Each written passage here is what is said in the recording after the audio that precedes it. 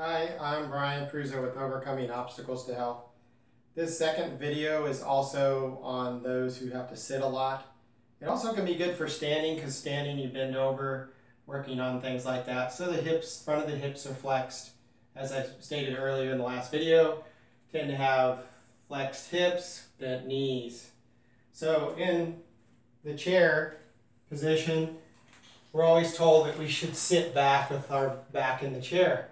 The problem with that is if you try to keep your back in the chair and you're reaching forward, then what happens is the tilt of the pelvis gets in a different position, which affects the low back, tends to deactivate the front line of the body. So eventually we're getting in a position where we're kind of rounded forward. Our instinct may be to move to the front of the chair, which a lot of people say, oh, don't move to the front of the chair.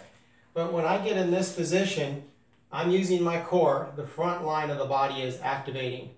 I can also tilt my pelvis, so it's kind of like I'm going like this, moving one way or the other. So if I tuck my tailbone and move it up towards my forehead on the front line of the body, feel a little bit of activation. You don't want to overdo it. If you're not feeling that, put your hands on your knees and pull back a little bit. Press your hands down firmly and then do a slight like crunching forward to feel it.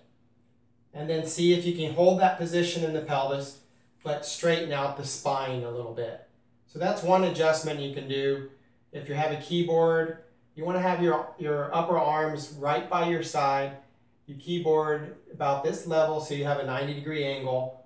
The monitor height needs to be about eye level or higher. If it's not, I'm going to be looking down. That's going to put more stress on the back line of the body. So maybe you don't have the opportunity to get up from your chair like the last video and do some stretches. So there's a lot of things you can do in the chair.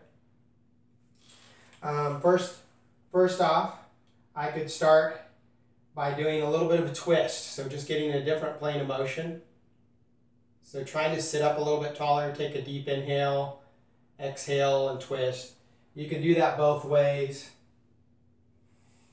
I could come in a position like this, put my hands over my head. These are things you might do already. And get a little bit of upper back bend. Feel your abdomen active. Pull the belly button into the spine. If not, you could kind of aggravate your back. I can put my hands down in the chair and get a position like this where I'm lifting up. It's almost like I'm doing a plank. So I'm pushing my heels into the ground. If I'm in an airplane or if I'm in a car, I have some area that I could push my feet against. In an airplane, I could have my armrest here, so I could push here. My upper back is on the chair. My head would probably be a little forward, and I'm pushing my feet into the ground. So those are some that you can do when you're in the sitting position. I could also come to the side here of the chair, and I can get this kind of in a little bit of an extension, reach up on the same side, maybe hook this other arm back around the chair, and just look up. If your neck bothers you, don't lift your head up so high, bring it down. Try to feel your core lengthening from about your hips a little higher as you reach up. I could do that, of course, do that on my other side as well, and make sure that I balance things out. And then again, as I mentioned earlier, if you're getting up, say you're on an airplane and you're waiting at the restroom, you can do something simple as just one leg, opposite arm and opposite leg, kicks back and reaches up. So those kind of movements, just doing that. If you're, one I forgot, is if you're sitting in the chair, or maybe you got a steering wheel, or you're in an airplane, you can put your hands up and kind of lean forward. Try to get the back straight, so push out of the seat, lift your shoulders as you come forward. You can bend your elbows and sink down into it, and that can give you a little relief, especially if you squeeze your feet together without moving them. Press them down into the ground a little more.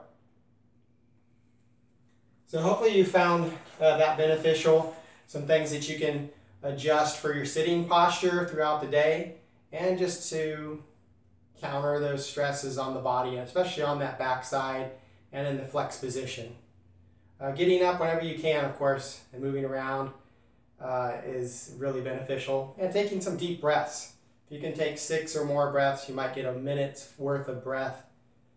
Filling the lungs, really deep inhale, feel your ribs expand, and exhale. Well, if you like this video, please like or subscribe, Instagram and Facebook as well. I'll have some more videos, instructional videos, and classes as well. So look forward to seeing you there.